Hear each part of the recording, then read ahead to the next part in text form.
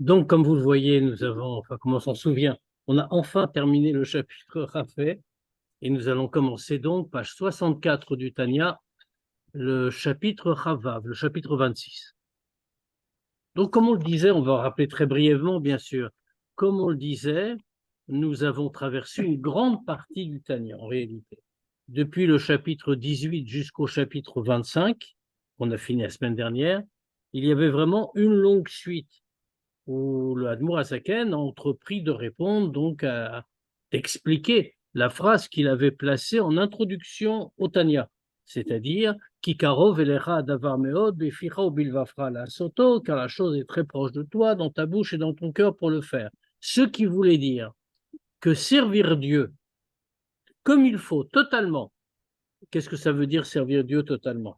Ça veut dire avec, comme dit le Admour Azaken, avec des chilou verechimu, c'est-à-dire avec l'amour et la crainte de Dieu, c'est-à-dire des très hauts niveaux spirituels. Ce qui est, comme ça a été dit plusieurs fois, c'est la seule façon de véritablement servir Dieu. Sinon, le service de Dieu n'est pas complet, il n'est pas parfait. Donc, on est obligé d'avoir l'amour et la crainte.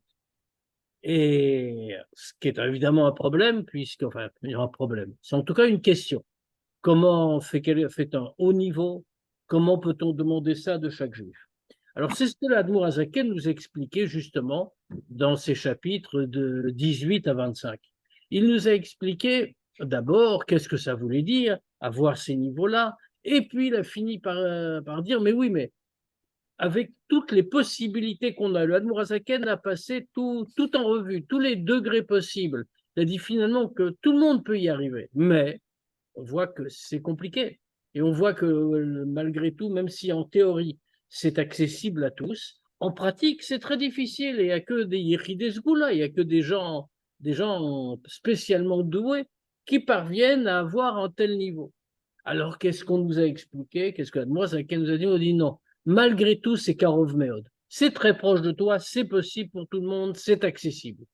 Comment est-ce que c'est accessible alors? Eh bien, c'est accessible parce que, nous a-t-il dit, nous avons tous en nous Ava. Nous avons tous en nous un amour caché, ce qu'il a appelé Ava Tivit, l'amour naturel. C'est-à-dire que nous avons une Neshama juive. La Neshama juive contient cet amour-là. Et Les gens avec le seulement.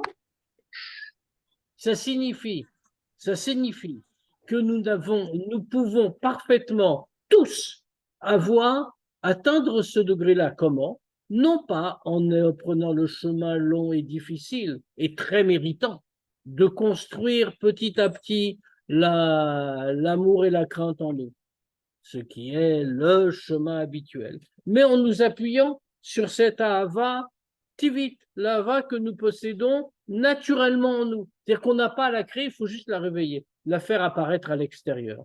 Ce qui est beaucoup plus facile. Ce qui ne veut pas dire que c'est une ahava inférieure. Attention, ça veut dire cette ahava, d'une certaine manière, comme on l'a dit la fois dernière, est même supérieure à la hava que l'on peut construire. Pourquoi? Parce que la hava que l'on peut construire est forcément limitée à ce que nous sommes.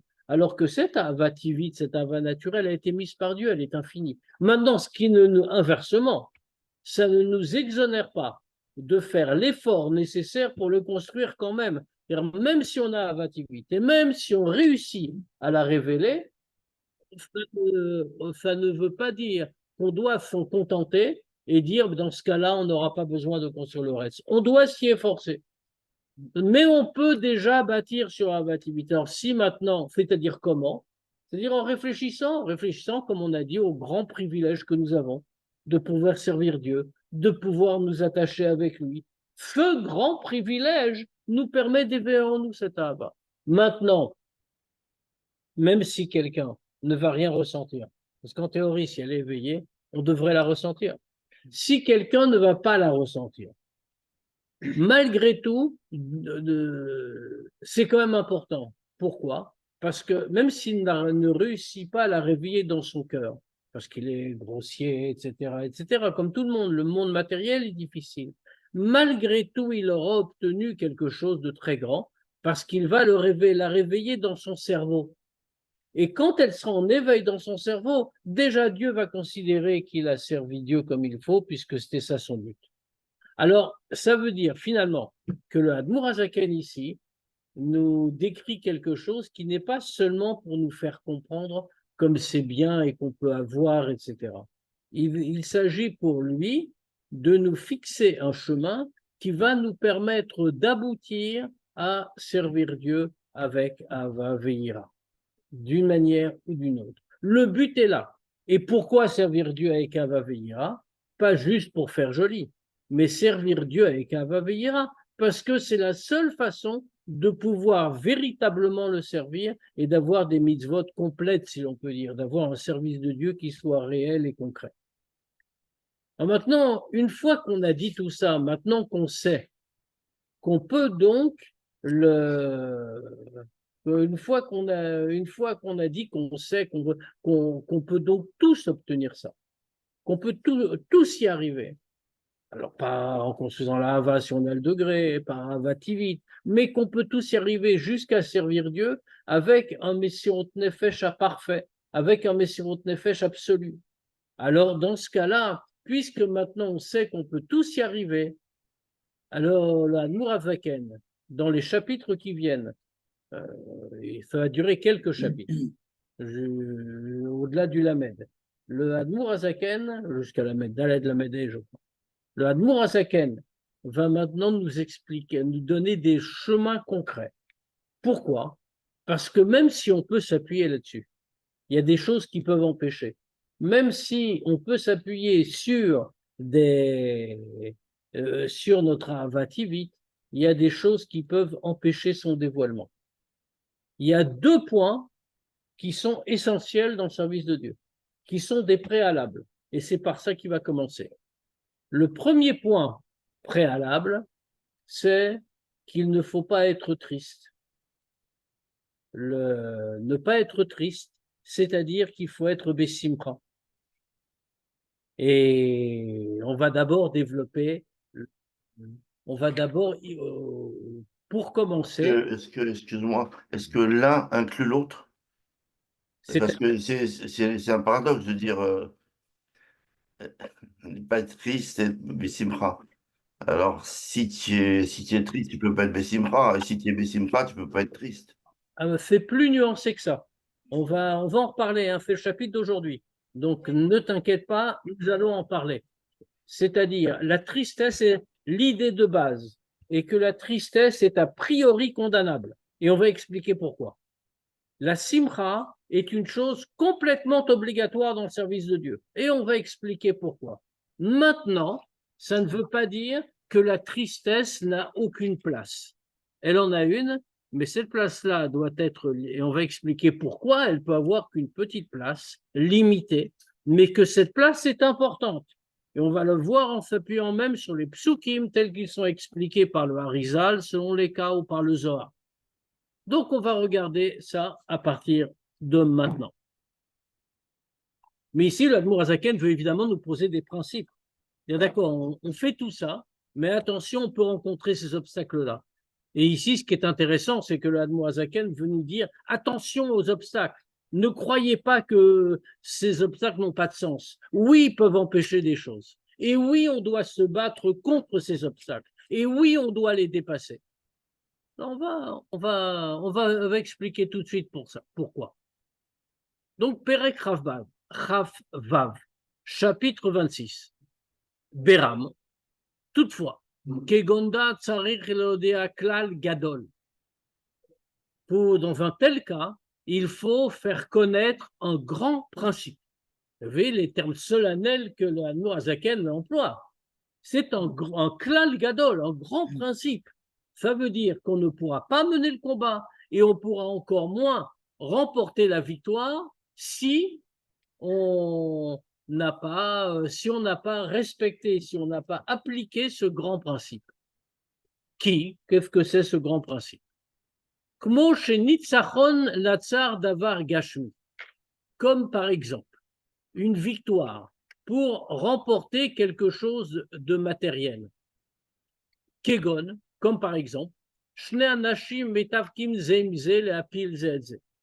Prenons un exemple complètement matériel. Deux personnes qui luttent l'une contre l'autre en essayant de se faire mutuellement tomber. Le vainqueur, c'est celui qui réussit à faire tomber l'autre. Ine, im haechadu be'atzlut ugvedut yenutzach bekal ve'yipol gam imu gibor yoter mechavero. Quand deux hommes luttent, si l'un est plus paresseux et plus lourd que l'autre, alors il va être vaincu plus facilement et il va tomber, même s'il est plus fort que son ami, que celui contre qui il combat. Donc ici, on a véritablement quelque chose qu'il faut garder en tête. On avait déjà vu cet exemple de combat dans le Tanya lui-même. On avait dit que dans l'homme, il y a deux nefashot, nefesh elokit, nefesh abahamit, que chacun des deux les deux sont chacun comme un roi qui veut avoir le contrôle absolu de la cité, c'est-à-dire du corps. Et les deux rois qui s'affrontent pour le contrôle de la cité sont prêts à tout pour abattre l'autre et avoir le contrôle total. Ils ne s'arrêteront pas tant que l'un d'eux n'aura pas le contrôle total. Or, qu'est-ce que ça veut dire? Ça veut dire que il s'agit véritablement de deux, entre guillemets, personnes qui luttent l'une contre l'autre pour faire tomber l'autre. Maintenant, toujours, comme on l'a dit, pour le contrôle de la cité. Alors ici, le Admour Hazaken nous livre une clé du combat. Il nous dit, si l'un des deux lutteurs est paresseux, ou s'il bouge lourdement, s'il n'est pas plein d'entrain, plein d'allant, alors dans ce cas-là, il va perdre. Et il va tomber, même si son adversaire est en vérité plus fort que lui. Ce qui est le cas. Parce que chez un juif, le Nefesh Elokit est toujours plus fort que le Nefesh Abahamit. Ça veut dire que normalement, le Nefesh Elokit devrait gagner. Or, on voit qu'il ne gagne pas. Comment? Pas toujours. Comment c'est possible? Logiquement, il devrait gagner. C'est deux lutteurs, mais il y en a un, les forces ne sont pas comparables. D'autant plus que non seulement le Nefesh Elokit est plus fort que le Nefesh Abahamit, mais en plus, il est écrit que Dieu aide le Nefesh Elokit, c'est-à-dire qu'il est soutenu par Dieu. Et ça ne suffit pas. Là, il y a un problème. Pourquoi? Parce que c'est comme on a dit. Si l'un des lutteurs est plus lourd, se déplace moins vite que l'autre, alors dans ce cas-là, il va tomber même s'il est plus fort. Cette image-là s'applique totalement dans la victoire du Yetzer. On ne peut en aucun cas le vaincre avec paresse et lourdeur. D'où viennent la paresse et la lourdeur? Comment se fait-il que le lutteur qui devrait gagner va ressentir cette espèce de pesanteur qui l'empêche de bouger et qui l'empêche de mener le combat? Ça vient de deux choses. Alors,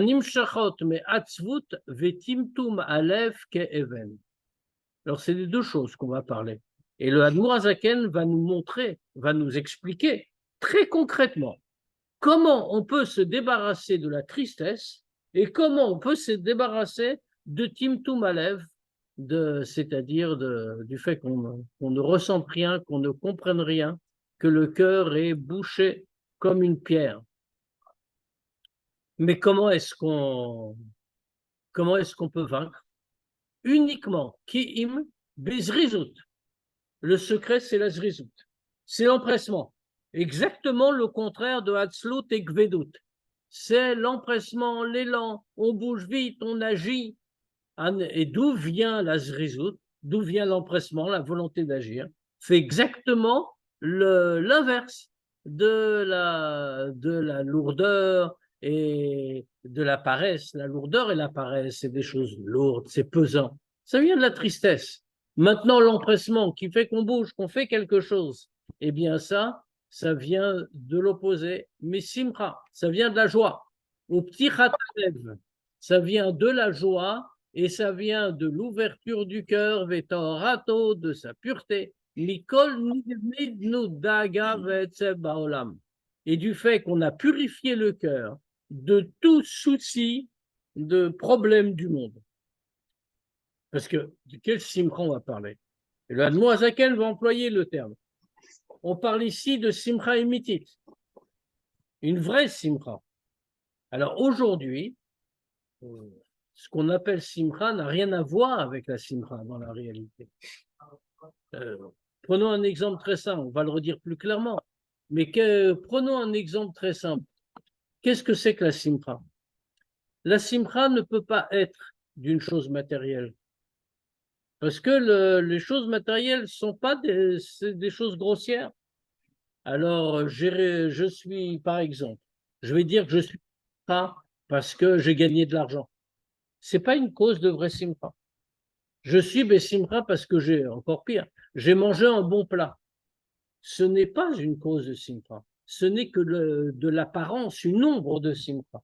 Ce n'est pas ce qu'on va appeler ici simcha émiti. Ce n'est pas la vraie simcha. La seule vraie simcha, et le Tanya va le dire plus clairement plus loin, la seule vraie simcha, c'est quoi? C'est que je sais que je peux m'attacher avec Dieu. Ça, c'est une vraie cause de joie qui réjouit profondément.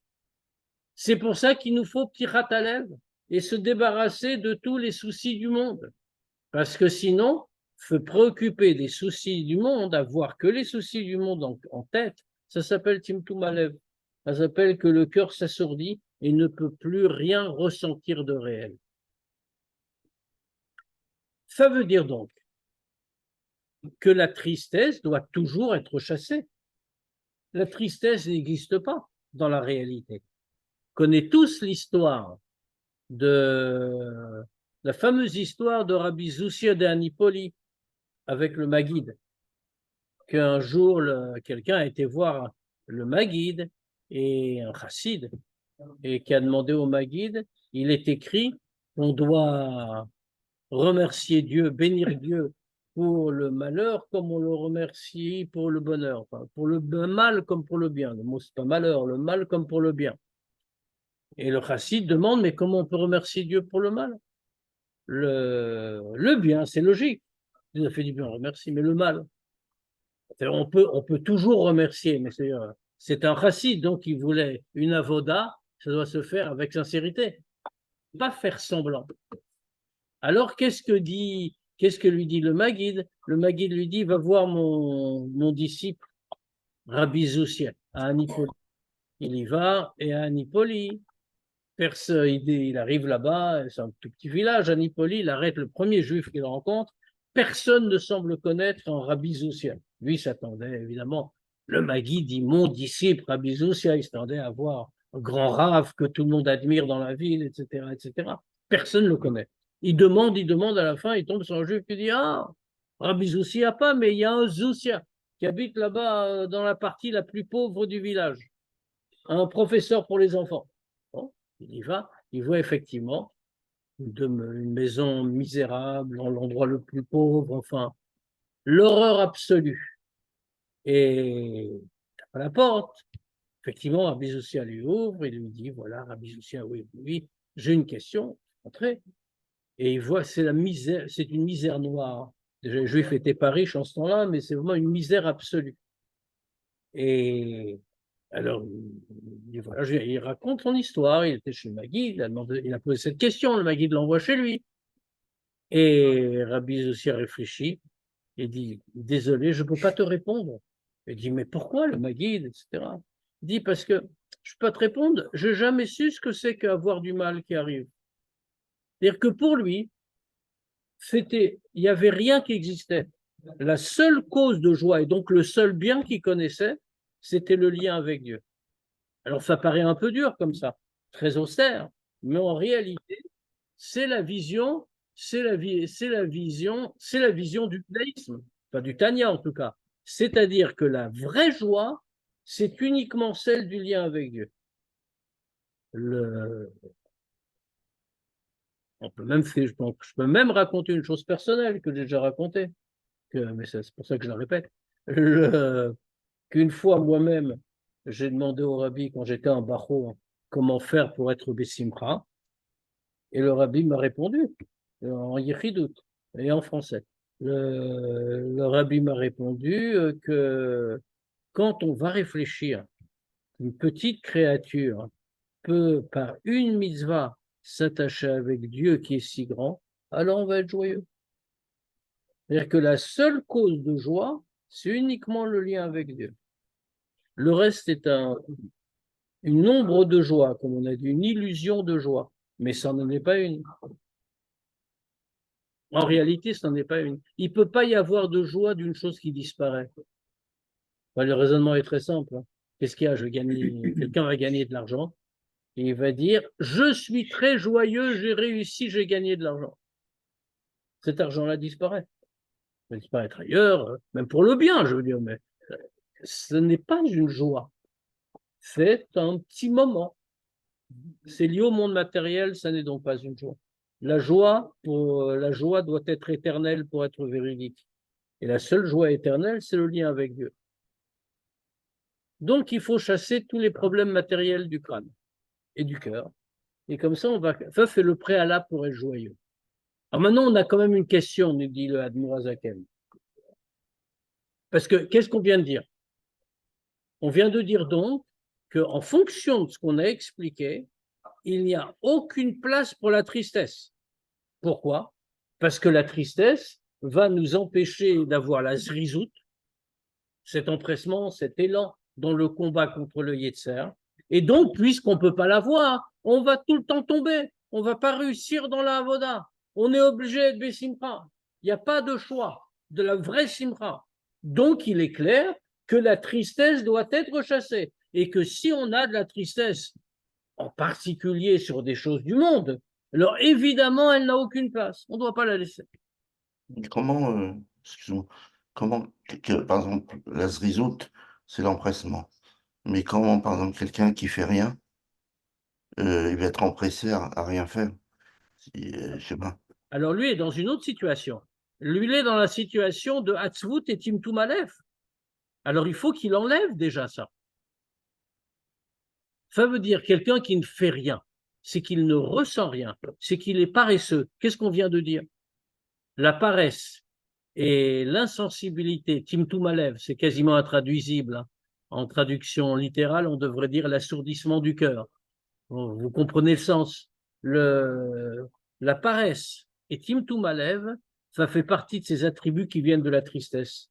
Pourquoi la tristesse? Je vois le monde comme il est, ça ne me donne pas envie. Donc, je ne bouge pas, je ne fais rien. Il faut aller le réveiller de cette tristesse. C'est ce que fait le Admor Hazaken ici. Hein. Il réveille chacun de cette situation-là. Il lui dit, attention, tu es en train de devenir lourd, pesant, tu ne peux plus bouger, et donc tu ne pourras jamais remporter la victoire contre le Nefesh Abami, contre le Yetzer. Et c'est logique de ne rien faire à la limite. Seulement, il y a des moyens de s'en sortir. Le chidouche du Admor Hazaken, c'est pas c'est logique. Le chidouche du Admor Hazaken, c'est voilà le chemin pour se sortir de cette situation. La zrizout, c'est pas je suis convaincu, je vais bouger. La zrizout, c'est je suis tellement joyeux que je lève les pieds et je fais. Et c'est comme la fameuse histoire avec, avec le rabbi précédent, ou avec le Admor Hazaken aussi d'ailleurs, à propos de la marche de Napoléon, par exemple. Il y a plein d'histoires sur ces sujets. On sait très bien comment est venue la marche de Napoléon. L'Admor Hazaken avait envoyé un des chassidim, de ses chassidim, un grand chassid, espionner le camp des Français et de la grande armée. Donc. Bon, je ne raconte pas toutes les histoires qu'il y a eu dans cette exploration, mais quand il a eu la vie sauve par miracle, mais quand il est revenu chez l'Admor Hazaken, dans son rapport, une des choses qu'il a racontées, c'est qu'il avait entendu cette marche, la marche de Napoléon, qui, comme son nom l'indique, est une marche militaire et de la grande armée. Et donc, il a chanté. Et le Admor Hazaken a répondu, ça, c'est un chant de victoire. On va le prendre, on va mettre la victoire dans la Gdoucha. Ça veut dire que l'idée de chant de victoire existe chez tout le monde. Comme ça, les rabbis m'ont dit, que le rabbi précédent l'a dit d'ailleurs, quand une armée va au combat, elle part en chantant. C'est tout à fait étonnant. Je veux dire, les gens qui vont au combat, il y en a qui vont mourir. Ça ne va pas être une victoire miraculeuse. Ils vont à la guerre, ils vont mourir, et pourtant ils partent en chantant. Comment ça se fait? C'est parce que par ce chant, ils ont comme ça, ils expriment justement leur élan, leur enthousiasme. Et par ce chant-là même, ils vont avoir la victoire. Et ça, c'est la même idée. C'est-à-dire maintenant, si un soldat part au combat en chantant des chants tristes, il est probable que son armée va perdre. D'ailleurs, on raconte que après que Napoléon ait perdu la guerre en Russie, toute l'histoire, et qu'il est revenu en France, qu'il s'est échappé de son exil et qu'il est reparti en guerre, évidemment, eh bien, les chants avaient tout à fait changé. Et les soldats de l'époque rapportent que dans cette deuxième partie des campagnes napoléoniennes, l'armée ne chantait plus de chants joyeux. Spontanément, ce qui sortait, c'était des chants mélancoliques. Et Beppo el-Mamash n'a pas eu une seule victoire. Pourtant, nous voyons un passouk. Ça veut dire donc la tristesse est tout le temps condamnable. Quand quelqu'un est triste, il a tort, même s'il croit qu'il fait bien. Mais alors, dans ce cas-là, on a un problème. Parce qu'il y a un passouk. C'est un passouk dans Michelet qui nous dit Umashkatu, bechol etzev yé motar. Et dans toute tristesse, il y aura un plus.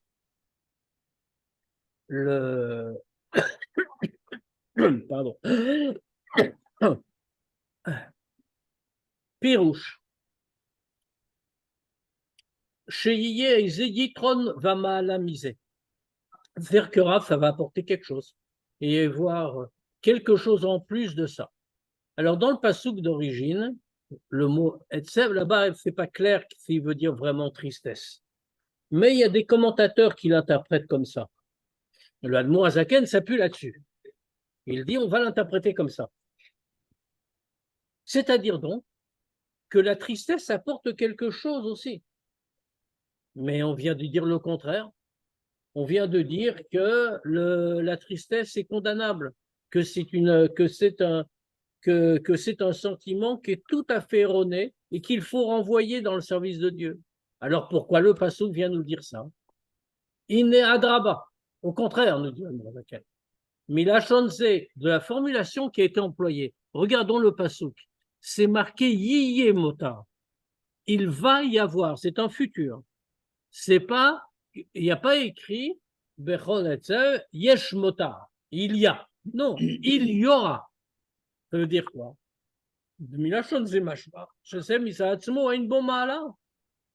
Donc on voit que ce n'est pas qu'on constate qu'il y a quelque chose en plus dans la tristesse. Au contraire, on nous dit yiyé, il y aura.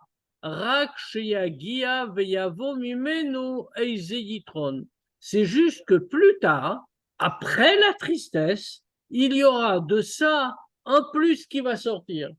Ça veut dire que le passouk lui-même qui est en train de nous dire ça apporte quelque chose, il nous dit attention, ne croyez pas que ça apporte quelque chose maintenant, que quand on est triste, c'est une bonne chose. Pas du tout.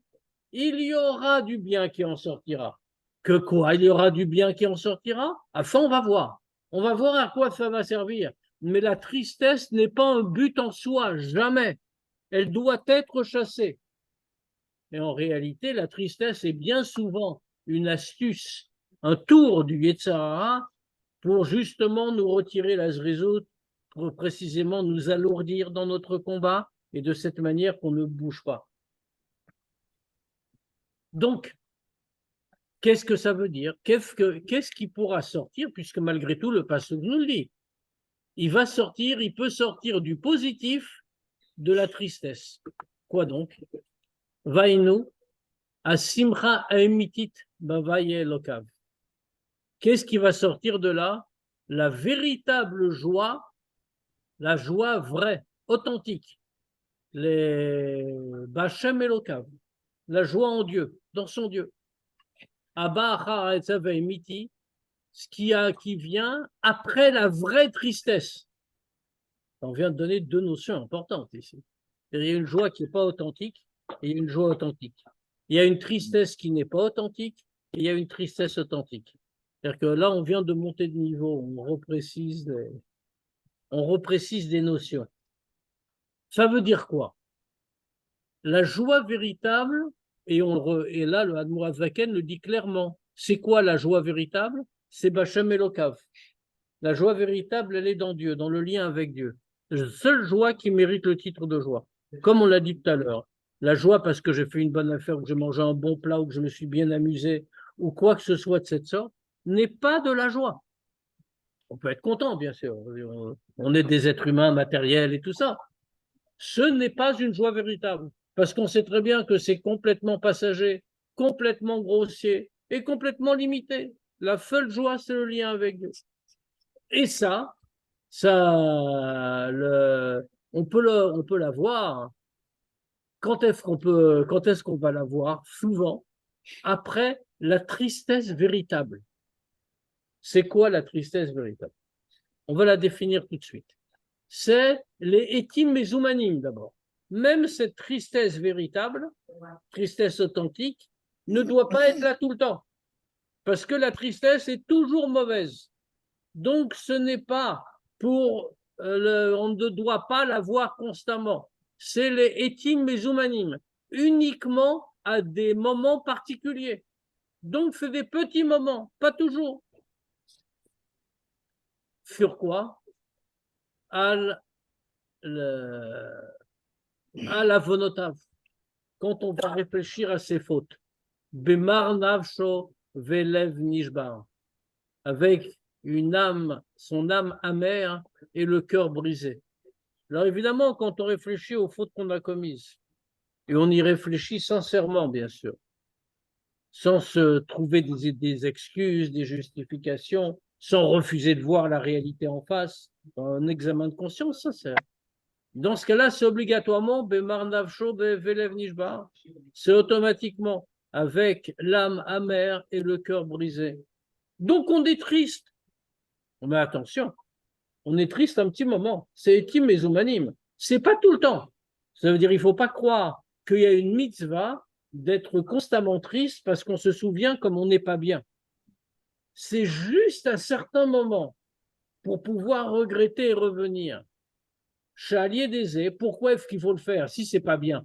On aurait pu nous dire surtout ne soyez jamais triste. Pensez pas avoir Vérot, tout ira bien. On nous dit non. Pourquoi? Parce qu'il faut chasser la clipa. Or, qu'est-ce que ça veut dire? Comment on peut chasser la clipa? Chalier d'Aisé, Nishbera, Roach Hatuma, Vesitra Achara, parce que c'est justement par ce processus spirituel-là que le roi Hatouma, le roi de la Touma et de la Sitra Achara va être brisé, et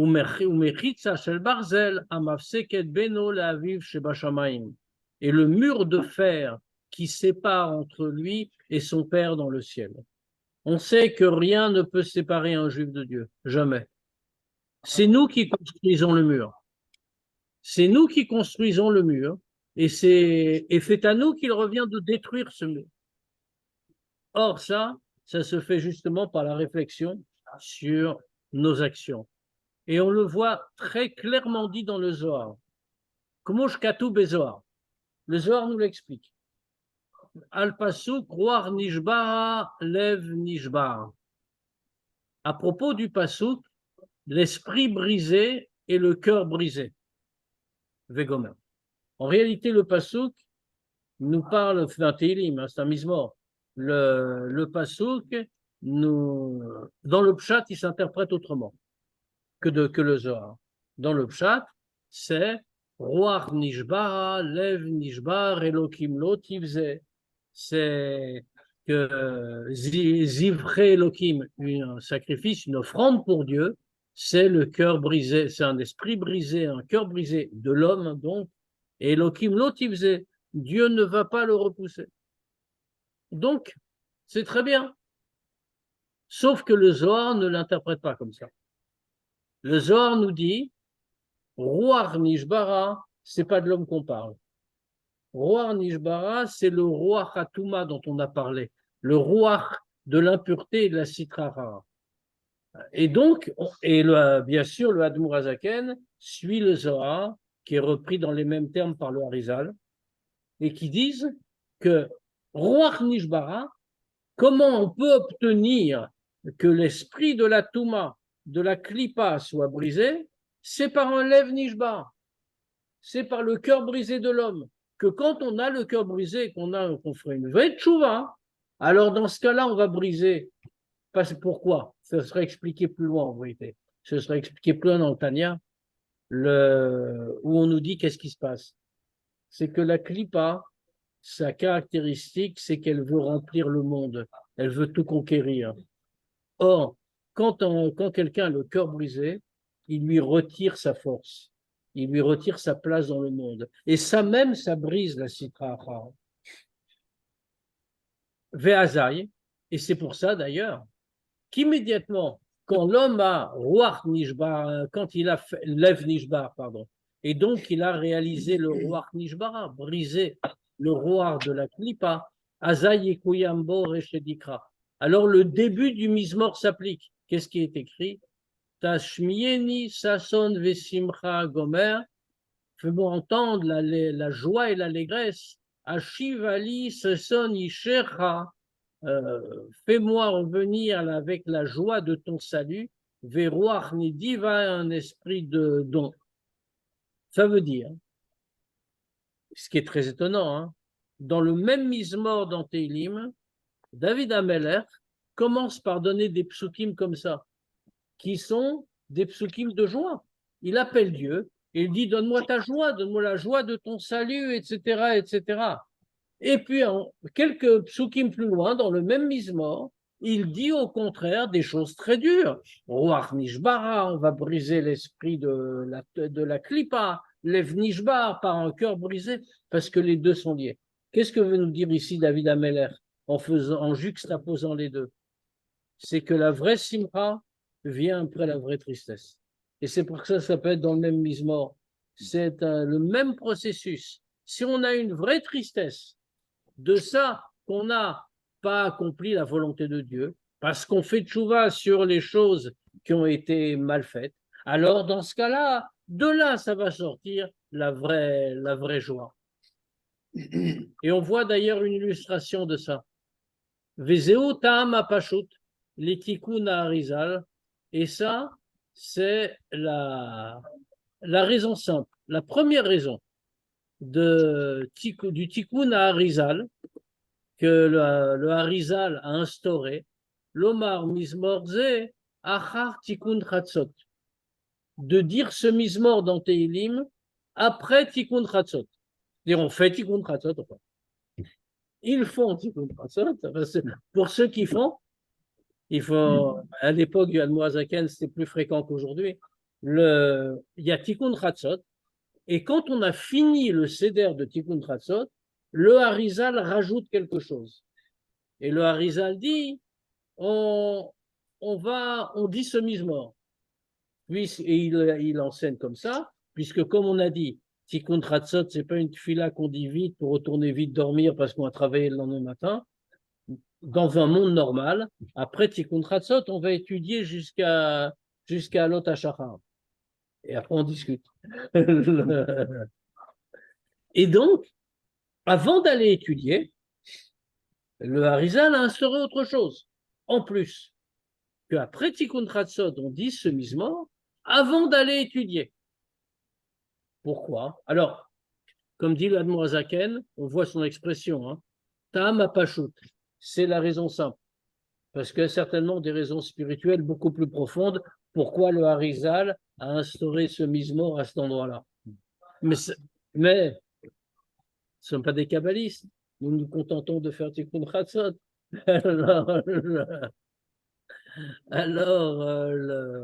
Donc, l'Admoazaken dit Tama Pashut. C'est la raison simple, c'est quoi?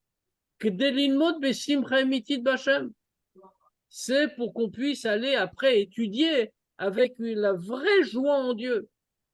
Abba, qui est fait de vraie joie qui vient après la tristesse.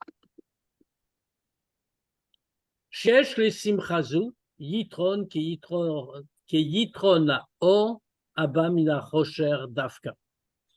Et pourquoi? Parce que quand on a été triste, de la vraie tristesse, comme on dit, tristesse authentique, c'est-à-dire la tristesse qui est une amertume sur les fautes qu'on a commises, uniquement à des moments précis, une tristesse qui ne s'étend pas sur la journée et qui ne dure pas, mais qui est une vraie tristesse, parce on prend conscience qu'on s'est éloigné de Dieu. Alors tout de suite, on lui associe la joie. Et c'est pour ça que comme Tikkun Chatzot, c'est une fila où c'est un moment propice pour réfléchir justement à ces avérotes, pour réfléchir à tout ce qu'on a, si on peut dire, mal fait. Alors dans ce cas-là, bien sûr, on est triste à ce moment-là. Alors qu'est-ce que tout fait le Harizal tout de suite? Il dit, il y a un mismor à dire. Après avoir terminé Tikkun Chatzot, et avoir fait tchouva, et avoir pensé à ces avérotes, et donc avoir eu une vraie tristesse, émitite, comme il a dit. Alors, dans ce cas-là, on va dire ce mismor qui juxtapose la joie à la tristesse dans le même mismor. Pourquoi? Parce qu'une fois qu'on a regretté, on est bien conscient que le regret et la tristesse ne sont pas des buts en soi, jamais. C'est pour déboucher sur la joie. Simcha emitit, la seule joie authentique, c'est-à-dire la joie du lien avec Dieu. À ce moment-là, on peut aller étudier la Torah jusqu'au matin. Pourquoi? Parce qu'à ce moment-là, on va étudier avec joie. Or, pour étudier la Torah, il faut avoir l'esprit ouvert, le cœur ouvert, non pas Timtum Alev, comme on a dit avant, il faut avoir Zrizout. Or, tout ça, c'est lié à la joie. Or, pourquoi? Et cette joie qu'on aura alors est une joie encore plus grande que la joie normale. On parle d'une vraie joie dans tous les cas. La joie qu'on a habituellement du lien avec Dieu est une joie. Mais ici, on aura une joie encore plus grande parce qu'elle vient après la tristesse. Elle a un yitron, elle a une supériorité. Qui est yitron à or, abba mina chosher dafka. Comme la supériorité de la lumière qui vient d'Afka de l'obscurité. Alors, qu'est-ce que ça veut dire? Pourquoi de l'obscurité? Alors, c'est très simple, hein, bien sûr. C'est matériellement aussi comme ça. Mais c'est dit dans le Zohar. Comme c'est marqué dans le Zohar, al pasuk à propos du pasuk de Shlomo Ameler. Veraiti shieshitron la chokma mina sichlut ki yitron haor hulo. La suite, c'est mina chosher. Donc, Shlomo Ameler dit, et j'ai vu qu'il y a une supériorité de la chokma sur la sottise, comme la supériorité de la lumière sur l'obscurité, si on traduit comme ça au sens premier. Alors, quand je viens de faire cette traduction, il y a bien sûr un faux sens. J'ai traduit de l'obscurité sur la sottise comme de la lumière sur l'obscurité. Mais le mot en hébreu n'est pas sur, le mot est de. Yitronaor min achosher. De la lumière qui vient de. En anglais, en français, on ne l'a pas, mais en anglais, on aurait dit out of. À partir de l'obscurité. Aïn Sham. Vedare à la Mévin, allez voir là-bas, et ça suffit pour celui qui comprend. Mais on comprend bien l'idée. C'est vrai même matériellement. Quand quelqu'un est dans l'obscurité et que tout à coup on lui met de la lumière, alors la lumière lui paraît beaucoup plus forte. Finalement, la lumière qui va être tellement forte, la force de cette lumière va provenir de l'obscurité elle-même. Donc, véritablement, la lumière qui naît de l'obscurité est bien plus grande. Ici, c'est exactement la même chose. Quelqu'un qui était en pleine tristesse authentique, comme on a dit, celui-là, il est dans cette tristesse authentique, alors maintenant, il a une joie authentique. Cette joie est encore beaucoup plus grande parce qu'elle est liée de la tristesse de son opposé. Ou mikramale diberakatou. Et on le voit, il y a un passage très clair sur ce sujet-là. Tachat asher lo avadta et avaye lokecha besimcha vegomer. Un pasuk dans la Torah qui nous dit comme tu n'as pas servi ton Dieu avec joie, alors je te punis. Parce que alors là-bas c'est les clalotes de Kitavo. Hein. Puis qu'est-ce que Dieu est en train de, qu'est-ce que Moshe Rabbeinu est en train de dire? Il est en train de dire comme tu n'as pas, Tu avais tout, Dieu t'a tout donné, tu aurais dû être très joyeux, etc. Et quand tu avais tout, tu te plaignais, tu n'étais pas joyeux. Alors, pour ça, Dieu a fait venir une punition sur toi. À la place de ça que tu aurais pu tout avoir, maintenant tu as été puni. Maintenant, il y a un Veno Dalakol, Pirouche à Harizal, pasuk zé.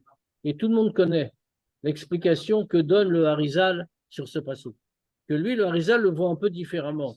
Il dit en réalité, Tachat asher lo avata et avaye Elokecha besimcha. Comme tu n'as pas servi Dieu avec joie, c'est ça qui entraîne la punition. Ce n'est pas parce qu'il y avait de bonnes conditions, que tu aurais dû être joyeux, etc. C'est le fait même que tu n'aies pas servi Dieu avec joie. Pour cette raison-là, ça a entraîné la punition. Ça veut dire que la joie est toujours indispensable. Alors, le grand principe que le Hadmour Azaken a voulu fixer ici, en entrée de cette suite de chapitres qu'on va traverser, c'est que à la base de tout, la base du service de Dieu, c'est la joie. Si quelqu'un n'est pas joyeux, s'il a des soucis, alors il doit savoir que ça, c'est Hatzata Yetzer, c'est les Tzahara qui le lui fait rentrer dans la tête. Il doit les chasser et qu'il doit au contraire avoir Simcha et Miki. Il doit avoir la vraie joie, la joie authentique. Et comme ça seulement, il va pouvoir commencer le service de Dieu. Sinon, c'est un vrai obstacle qu'il faut abattre. Dans la suite du chapitre, on va s'arrêter là, bien sûr, mais dans la suite, après les 2 points, le Hadmour Azaken va aller plus loin. Là, il a voulu poser le principe en réalité. Et maintenant, fait séparer au milieu parce que il va nous expliquer comment il faut faire pour être joyeux. Parce que finalement, c'est bien, en théorie, on a tout compris. Mais comment on fait pour être joyeux? Quelqu'un a des soucis. Ça arrive. On vit dans le monde matériel. Quelqu'un a des soucis. Comment il peut être joyeux? Bon, Rabbi Zoussi Manipoli, on est d'accord. Mais si on n'est pas Rabbi Zoussi Manipoli, comment on fait pour être joyeux? Comment on doit s'y prendre? Et c'est très En intéressant. allant vers l'étude. En Pardon? allant vers l'étude. En allant vers l'étude. Oui, mais ça fait des mots. Comment on fait concrètement? Le Hadmour Azaken va nous dire à quoi il faut penser, comment il faut penser. Il ne va pas nous dire allez étudier et ça ira mieux. Il nous dit voilà comment il faut penser, voilà comment il faut prendre les choses de façon concrète. Et si on le fait, alors on va être tout à fait joyeux. La première chose, c'est qu'il faut enlever mais on le verra dans les mots la fois prochaine, il faut enlever tous les soucis matériels, que ce soit la santé, la parnassa, toutes les choses qui peuvent arriver dans la vie de l'homme, il faut enlever tous les soucis. Et à ce moment-là, on va pouvoir être joyeux, et ça, c'est le vrai but des choses. On va s'arrêter là, parce que c'est plus facile de reprendre là la semaine prochaine, mais bien entendu, on peut poser quelques questions s'il y en a. Euh, est-ce que ce Yitron Naor, c'est le même principe que Yerida Tzorer Aliyah? C'est le fait d'être descendu à cause de la tristesse que après la joie qui va en sortir relativement. Ça peut aussi se dire comme ça peut s'interpréter comme ça, bien sûr. L'obscurité est une irida, et de là, ça va ressortir au contraire une nouvelle élévation. Mais encore une fois, c'est toujours la même chose. C'est qu'au cœur de la tristesse, on doit se dire, c'est juste pour un petit moment. On n'a pas le droit de la laisser durer, quel que soit le problème. Et dans la tristesse même, le but, ce n'est pas la tristesse, même si c'est qu'un petit moment. Ce n'est pas la tristesse, le but, c'est la joie. Oui, mais justement, non, mais justement, là le Tanya, il a commencé à essayer de définir qu'est-ce qu'on appelle la tristesse constructive, parce que c'est un peu le terme de l'amertume, parce que l'amertume, on se dit comment je peux faire mieux. Et au départ, c'est une façon de faire un bilan et de dire, Oui, bon, exactement. Exactement. La seule tristesse, c'est ce que le Tanya appelait la tristesse authentique. Le reste n'est pas de voilà. la tristesse. La tristesse authentique, c'est réfléchir à son manque de lien avec Dieu, à ses erreurs dans le lien avec Dieu. Ça, c'est de la tristesse authentique. Le reste, ce n'est pas de la tristesse. C'est une ombre, c'est une illusion. Comme la vraie joie, ce n'est pas la joie d'avoir réussi une bonne affaire, avoir gagné de l'argent, par exemple, ou d'avoir bien mangé, ou d'avoir eu tel ou tel plaisir matériel. La vraie joie, la joie authentique, c'est la joie du lien avec Dieu. Et justement, oui, c'est celle qui est décrite dans le Mizmor Shir Yom, le Mizmor, là, Haïno Semechim, c'est celui-là de la fin des temps dont on parle, ou c'est ça le but, puisque vous avez... Ah ben, la joie authentique, c'est bien sûr l'aboutissement de la joie, c'est quand Mashiach va venir, ça c'est clair. Sinon, il n'y aura plus du tout de place pour la tristesse. Mais en attendant, la joie, c'est celle que chacun ressent, c'est la joie très concrète. Quand un juif, comme je répétais les mots du rabbi tout à l'heure, quand un juif se rend compte que par une mitzvah, lui, une petite créature, il peut s'attacher avec le créateur qui est infini, alors quand il réfléchit à cette simple idée, quand il réfléchit sérieusement, ça fait naître une grande joie. Il a un privilège qu'aucune créature n'a dans ce monde. Ça, c'est un motif de joie. C'est un vrai motif de joie. C'est vrai. Razak. Bien, à jeudi pour la Sira et on continuera sur ce sujet. Bezrat Hashem la semaine prochaine. Tout.